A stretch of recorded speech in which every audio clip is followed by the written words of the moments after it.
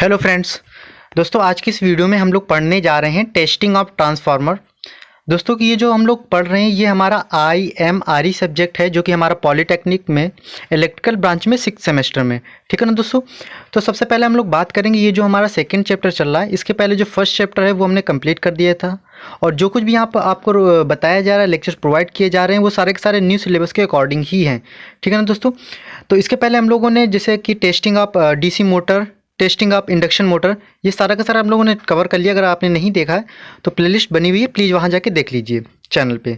यहाँ पर हम लोग बात करते हैं टेस्टिंग ऑफ ट्रांसफार्मर की। तो सबसे पहले मैंने आपको बताया है कि जो हमारे टेस्ट होते हैं वो मेनली हमारे 4 टाइप्स या 3 टाइप्स के तो होती हैं। जैसे कि हमारा टाइप टेस्ट हो गया, जिसे हम लोग हिंदी में प्रारूप परीक्षण बोलते हैं। दूसरा हमारा रूटीन टेस्ट हो गया, जिसे हम लोग हिंदी में नियमित परीक्षण बोलते हैं। और तीसरा हमारा होता है कमीशनिंग टेस्ट। ये तो हमारे हर एक, चाहे मोटर कोई भी मशीन हो, उसमें ये 3 तो हमारे मिलेंगे ही। इसके बाद हमारे इसमें एक चौथा आ गया स्पेशल टेस्ट। इसके पहले मैंने टेस्ट के बारे में जब बात की थी, और बहुत सारे टेस्ट होते हैं, लेकिन मोस्टली हम लोग जो टेस्ट हमारे जिस मशीन में ज़्यादा यूज होते हैं उनके बारे में हम लोग ज़्यादा बात करते हैं। ठीक है दोस्तों। तो हमारे जो ट्रांसफार्मर में होता है, तो यहाँ पर हमारे 4 प्रकार के टेस्ट होते हैं। एक हमारा टाइप टेस्ट होता है, दूसरा रूटीन टेस्ट, तीसरा स्पेशल टेस्ट, और चौथा होता है कमीशनिंग टेस्ट। ठीक है ना दोस्तों। हिंदी में भी मैंने यहाँ पर लिख दिया है। ठीक है दोस्तों। तो सबसे पहले हम लोग यहाँ पर हर एक टाइप के टेस्ट को डिटेल्स में बात करेंगे। ठीक है दोस्तों। तो पहला ही हमारा है टाइप टेस्ट। तो एक्चुअली में टाइप टेस्ट होता क्या है, तो जो टाइप टेस्ट होता है, तो ये जैसे मैंने आपको पहले भी बताया कि जैसे जो सब हमारी मशीनें होती हैं, तो उनका जो डिजाइनिंग का टेस्ट होता है, उसी को जो डिजाइनिंग का टेस्ट है वही हमारा टाइप टेस्ट होता है। ठीक है दोस्तों। यानी कि कोई किसी भी मशीन की डिजाइनिंग किस तरीके से है, ये सारा का सारा हमारा जिस टेस्ट के अंतर्गत आता है उसे हम लोग बोलते हैं टाइप टेस्ट। तो टाइप टेस्ट है किसी एक वर्ग के सिर्फ एक ट्रांसफार्मर पे किया जाता है। जैसे कि मैंने इसके पहले भी बताया था कि अगर कोई मशीन बन रही है, तो यहाँ पर सपोज किसी भी फैक्ट्री में अगर आपकी 1000 मशीन बन गई, में हो सकता है वो ट्रांसफार्मर हो, DC मशीन, इंडेक्स मशीन, कुछ भी हो, तो कोई भी मशीन हो, तो वहाँ पर सारी मशीन्स की डिजाइनिंग की टेस्ट नहीं की जाएगी। वहाँ पर कोई भी क्या, एक मशीन को उठा लिया जाएगा, और एक मशीन को उठाने के बाद क्या हो जाएगी कि बस उसकी डिजाइनिंग का टेस्ट कर दिया जाएगा। और उसकी डिजाइनिंग अगर वो डिजाइनिंग में पास है, तो सारी जो मशीनें हैं उनको पास कर दिया जाता है। तो इसी में यही बताया गया कि जो टाइप टेस्ट होता है वो किसी एक वर्ग के सिर्फ एक ट्रांसफार्मर पर किया जाता है। ये ट्रांसफार्मर के डिजाइन कैरेक्टरिस्टिक्स को चेक करने के लिए किया जाता है। ठीक है ना। मैंने बताया ना, किसको चेक करने के लिए, डिजाइन कैरेक्टरिस्टिक्स को। टाइप टेस्ट जो होता है सामान्यतः किसी फैक्ट्री के द्वारा किए गए स्पेसिफिकेशन के अनुसार बनाए गए उत्पाद के फर्स्ट यूनिट से संबंधित होता है। ठीक है दोस्तों। और ये जो सारा का सारा होता है, मतलब जो डिजाइनिंग का टेस्ट है, ये सारा का सारा मतलब स्पेसिफिकेशन जो अपना फैक्ट्री में एक बनाई जा रही होती है, मोटर बनाई जाती है, वो पहले से स्पेसिफिकेशन डिसाइड होता है। ठीक है दोस्तों। अब हम लोग बात करते हैं कि इसमें से कुछ और इसी के अंतर्गत कुछ टेस्ट आते हैं। जैसे क्या होता है कि इसे हम लोग, दूसरा नाम जो आपको याद रखना है, इसे फैक्ट्री टेस्ट या मैन्युफैक्चर टेस्ट कहते हैं। क्योंकि ये सबसे पहले मैन्युफैक्चरर जो बनाता है वही पहले ही टेस्ट करता है। ठीक ना। और इसे फैक्ट्री टेस्ट, क्योंकि ये फैक्ट्री में ही होगा। सबसे पहले इसमें कुछ, इसके अंतर्गत कुछ टेस्ट आ जाते हैं, जैसे कि हमारा टेम्परेचराइज टेस्ट है, इम्पल्स वोल्टेज टेस्ट है, और नॉइज लेवल टेस्ट है। ये टेस्ट हमारे पहले, मतलब किसी भी कंज्यूमर्स को ट्रांसफार्मर बेचने से पहले जो मैन्युफैक्चरर होता है वो पहले से ही इन टेस्ट को करके रखता है, क्योंकि वो पता होता है कि ये जो रिक्वायरमेंट होती हैं ये हर कहीं ना कहीं, ये जो डिफेक्ट्स हैं ये कहीं ना कहीं लेस होने चाहिए, कम से कम होने चाहिए, ये फिर ना के बराबर ही होने चाहिए। ठीक है दोस्तों। तो सबसे पहले इसमें बात की गई टेम्परेचर राइज टेस्ट, यानी कि ताप वृद्धि परीक्षण। ठीक है दोस्तों। तो यह परीक्षण क्या होता है, लगातार रेटेड लोड पर। अब देखो, जब हमें, आपको याद रखना, आपको एक पॉइंट बता दूं, जो हमारा टेम्परेचर राइज टेस्ट होता है वो हमेशा फुल लोड पर होता है, या फिर कह दीजिए रेटेड। ठीक है ना दोस्तों। तो इसमें क्या कर दिया जाता है कि हम लोग रेटेड लोड पर प्रचालन की स्थिति को पुनः उत्पन्न करते हैं तथा भार के समय तापक्रम वृद्धि को पुनः उत्पन्न करते हैं। ये परीक्षण हमेशा ट्रांसफार्मर के लिए करते हैं जिसका शीतलन टैंक का लेवल नहीं होता, ये लघु परिपथ परीक्षण से प्राप्त होता है। अब बस में 2 पॉइंट याद रखने। पहला तो ये किससे, हमारा जो ये टेम्परेचर राइज टेस्ट होगा, ये किससे हम लोग पता कर पाते हैं, तो शॉर्ट सर्किट टेस्ट होता है। दूसरा हमारा संपनर टेस्ट, ये बैक टू बैक टेस्ट, उससे भी हम लोग कहीं ना कहीं टेम्परेचर राइज को पता कर सकते हैं। ठीक है दोस्तों। और कब किया जाता है, ये रेटेड लोड पर किया जाता है। ठीक है दोस्तों। तो ये आपको याद रखना है। दूसरा हमारा पॉइंट अब यहाँ पर है impulse voltage test. Impulse voltage test का मतलब ये कहाँ पर किया जाता है, तो आपने जो देखा होगा कि जो ट्रांसफार्मर होता है उसके ऊपर जो बुशिंग होती है, तो ठीक है ना, ये बुशिंग होती है, ये किसकी बनी होती है, इंसुलेटर की बनी होती है। तो उसी का टेस्ट करने के लिए, यानी जो इसके ऊपर जो इंसुलेटर लगा होता है उसका जो टेस्ट करने के लिए हम लोग करते हैं, उसे हम लोग बोलते हैं इम्पल्स वोल्टेज। इम्पल्स वोल्टेज का मतलब होता है जो बहुत ही हाई वोल्टेज एकदम से दी जाती है। ठीक है दोस्तों, काफ़ी हाई वोल्टेज दी जाती है और देखा जाता है कि क्या कोई हमारा ट्रांसफार्मर पंचर वगैरह तो नहीं हो रहा है। ठीक है दोस्तों, तो इसका टेस्ट करने के लिए यहाँ पर मैंने तो ये कुछ ये आप जो लिखा है यहाँ पर, ये आपको एक डायग्राम अभी आपको दिखाऊंगा। वो ये डायग्राम का क्रम है। सबसे पहले कैसे, सबसे पहले हम लोग हाई वोल्टेज ट्रांसफार्मर लेते हैं, उससे हम लोग क्या देते हैं, उससे वोल्टेज सप्लाई किसको, रेक्टिफायर को देते हैं। रेक्टिफायर फिर हमारा सप्लाई देता है इम्पल्स जनरेटर को। अब एक्चुअली में इम्पल्स जनरेटर जो होता है ये क्या करता है कि हाई इम्पल्स क्या क्या वोल्टेज जनरेट करता है। इसके बाद फिर हमारी रॉड गैप और स्फेयर गैप्स आती हैं, फिर हमारा वोल्टेज डिवाइडर आता है और लो रेजिस्टेंस शंट आता है। और इसके बाद सीआरओ आता है जहाँ पर हम लोग देखेंगे कि कितना भाई वोल्टेज गया है, उसकी क्या फ्लक्चुएशन वगैरह है ये सब। और उसके बाद जो हम लोग लास्ट में कनेक्ट करते हैं, जो हमारा ट्रांसफार्मर लगाया गया है टेस्टिंग, उसके बाद उसको एक लो रेजिस्टेंस से नीचे उसका एक टर्मिनल कनेक्ट कर देते हैं। ठीक है दोस्तों, तो उसका ये डायग्राम हम लोग देखते हैं। ये आप डायग्राम देख रहे होंगे। ठीक है दोस्तों, ये आप डायग्राम देख रहे होंगे जो मैंने पहले ही बताया कि सबसे पहले हमारा एक क्या होता है, हाई वोल्टेज ट्रांसफार्मर होता है। ये आप देख रहे हैं हाई वोल्टेज ट्रांसफार्मर है। इसके बाद इससे सप्लाई हम लोग रेक्टिफायर को दे रहे हैं। अब देखो यहाँ पर ये क्या है, ये दोनों साइडों को क्या कर दिया गया, अर्थिंग कर दिया गया, बस इतना ही समझिए। इसके बाद फिर क्या किया गया, यहाँ से सप्लाई फिर गई हमारी किसको, इम्पल्स जनरेटर को गई है। इसको भी कहीं ना कहीं ग्राउंड कर दिया गया। ये रेक्टिफायर भी देखो ये सब ग्राउंड है। इसके बाद मैंने बताया कि रॉड गैप होता है। रॉड गैप के बाद ये स्फेयर गैप्स हैं। स्फेयर गैप्स होने के बाद यहाँ पर आप देख रहे होंगे, ये देखिए वोल्टेज डिवाइडर है। ठीक है, ये हमारा वोल्टेज डिवाइडर है। और इसके बाद एक ये लो शंट रेजिस्टेंस लगा हुआ है। ठीक है, और यहीं पर क्या लगा हुआ है, एक सीआरओ लगा हुआ है। इसके बाद ये हमारा ट्रांसफार्मर है जो कि जिसका कि हमें क्या करना है कि इम्पल्स वोल्टेज टेस्ट करना है। ठीक है दोस्तों, और ये जो इक्विपमेंट्स है इनकी हमें टेस्टिंग करनी होती है, जो ऊपर लगे हमारे क्या इंसुलेटर लगे हुए हैं। और उसके बाद इन्हीं को क्या कर दिया, इसको ग्राउंड भी किया गया ट्रांसफार्मर को, और ऊपर ये जो लाइन आई उसको भी। तो इस तरीके से आपने देखा कि ये जो इम्पल्स वोल्टेज टेस्ट का ये सिंपल सा डायग्राम है, वो मैंने इसका वो भी बता दिया। अब करते कैसे हैं कि एक इसका जो प्रोसेस है वो कैसे, वो थोड़ा देख लीजिए कि जो स्टैंडर्ड इम्पल्स वेव के एक पूर्व निश्चित मान को बारी बारी से 2 बार लगाया जाता है।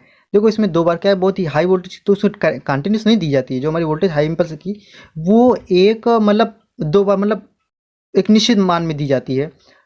यदि इंसुलेटर में कोई पंचर या फ्लैश ओवर पैदा नहीं होता है तो ट्रांसफार्मर परीक्षण के लिए पास कर दिया जाता है। यानी कि सिंपल से अगर उस पर कोई इंसुलेटर पर कोई पंचर वगैरह नहीं आ रहा है तो उसको पास कर दिया जाता है। यदि छिद्र वगैरह उत्पन्न होते हैं या अधिक बार परीक्षण वोल्टा लगाने से कुचालक में फ्लैश ओवर से खराबी आ जाती है तो ट्रांसफार्मर को हम लोग फेल माना जाता है। और परीक्षण के दौरान एक तरंग ध्रुवता बदल कर भी लगानी चाहिए। जो वेव है ये कहीं के हम लोग पोलैरिटी चेंज करके भी लगाना चाहिए, प्रत्येक कुंडलन में लगाना चाहिए।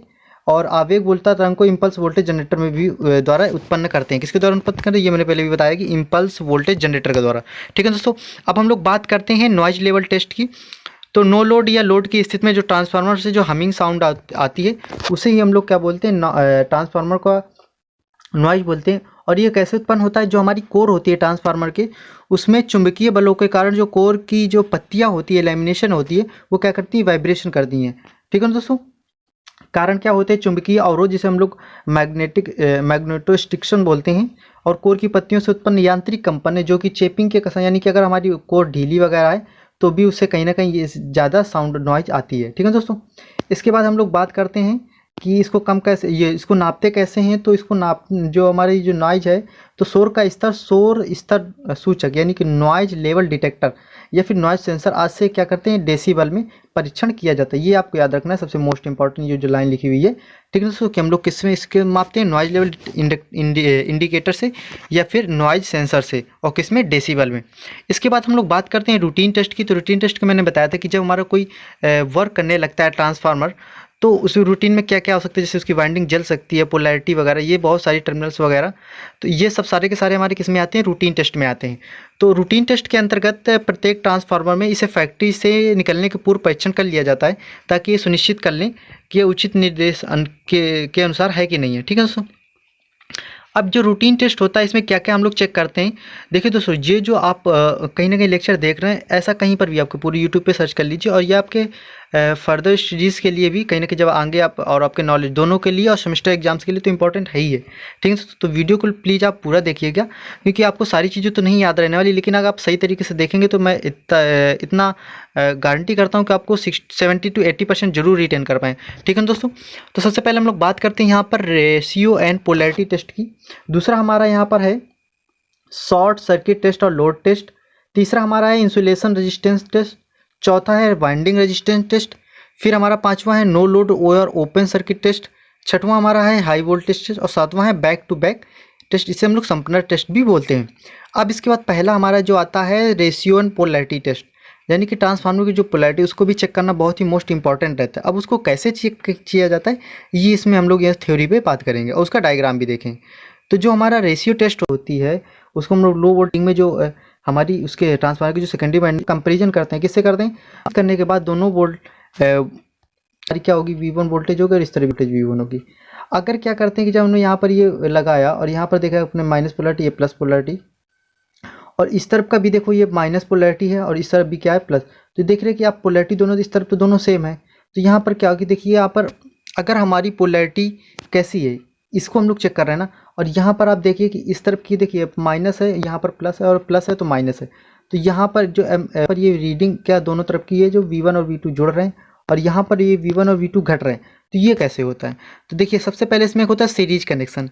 यदि X और Y डैश के असमान ध्रुवों को आपस में संयोजित करते हैं तो X1 और Y के बीच वोल्टता पहले से अधिक आती है। क्या कहती है आती है, अगर हम लोग X और Y डैश के बीच, ये आप देख रहे होंगे X और Y डैश के बीच हम लोग क्या करते हैं कि आपस में असमान ध्रुवता कनेक्ट करते हैं तो उनके बीच क्या होता है X1 और Y के बीच वोल्टता पहले से अधिक आती है। इस स्थिति में पोलैरिटी क्या हो जाती है, एडिटिव हो जाती है। और यदि समान ध्रुवों को X और Y के साथ में संयोजित करते हैं तो X1 और Y1 के बीच वोल्टता कैसी आती है, शून्य होती है, जो कि दोनों वोल्ट एक दूसरे के विपरीत कार्य करते हैं। और यहाँ पर हमारी जो पोलैरिटी होती है कैसी होती है, सब्ट्रैक्टिव होती है।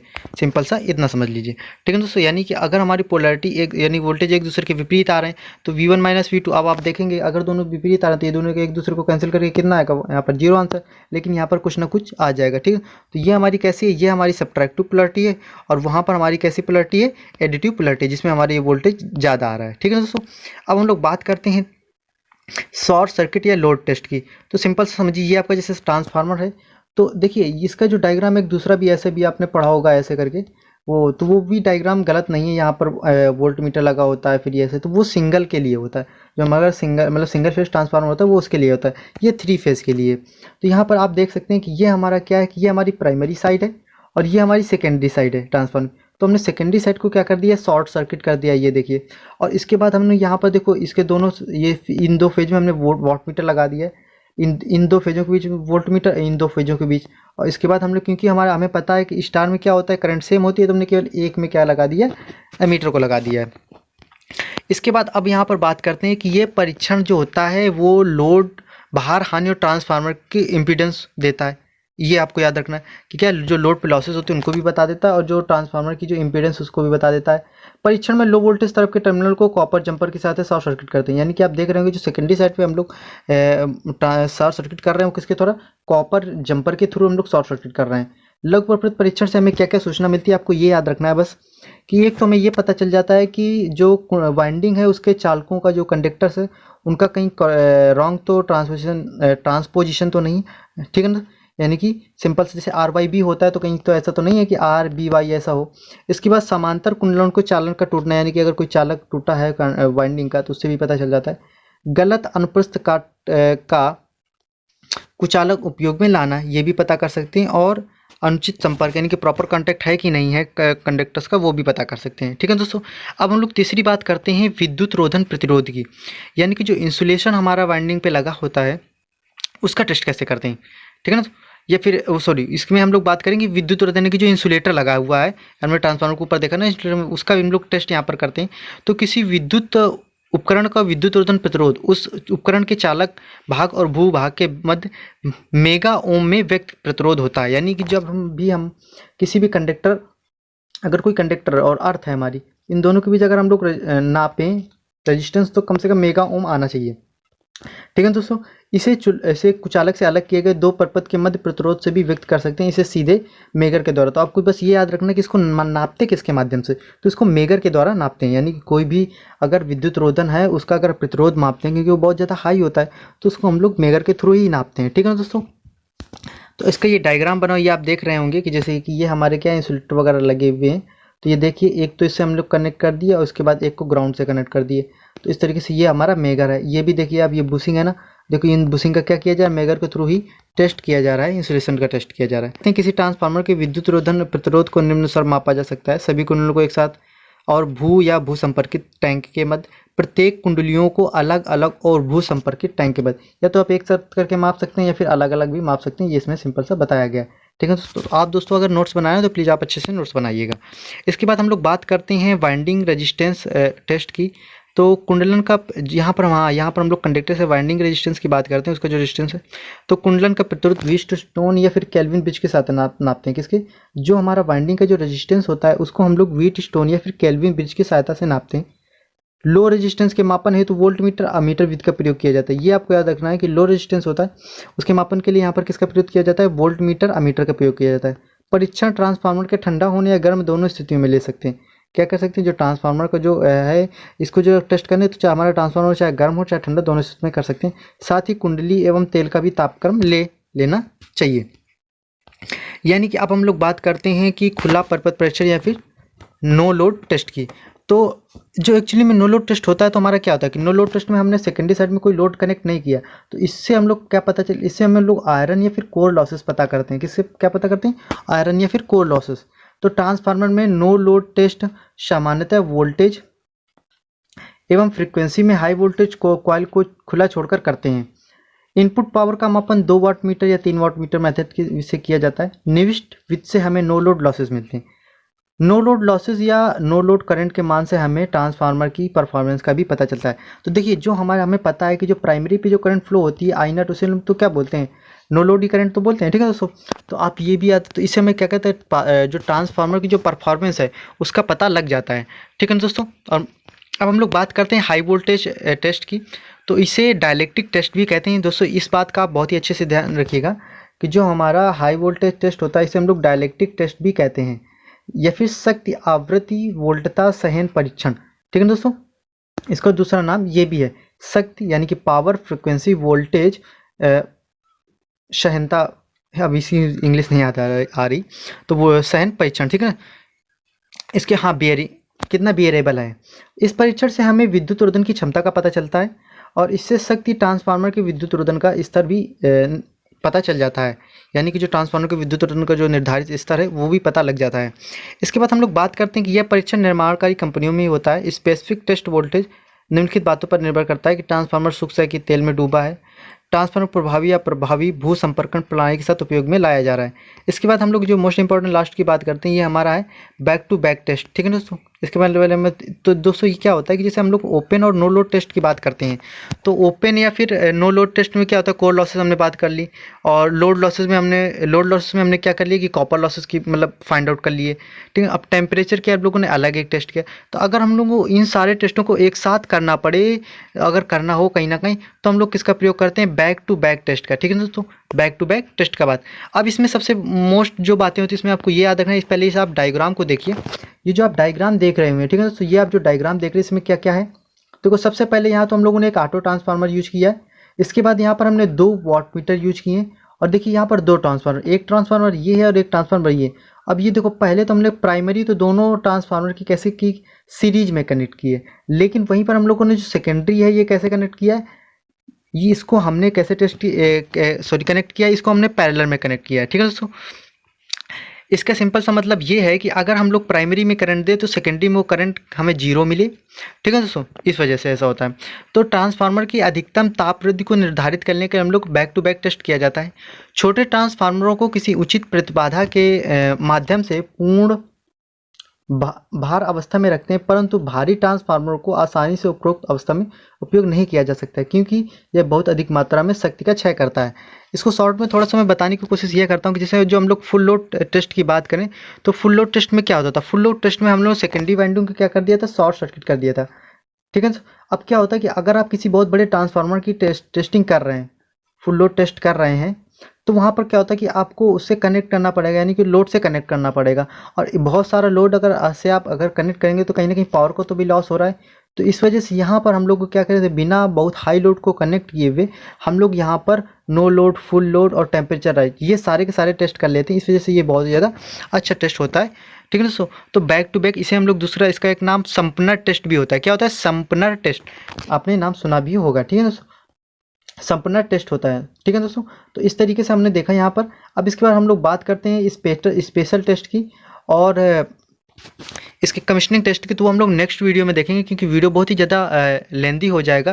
ठीक है दोस्तों, और इसकी जो पीडीएफ है ये हमारे टेलीग्राम चैनल पे मिल जाएगी।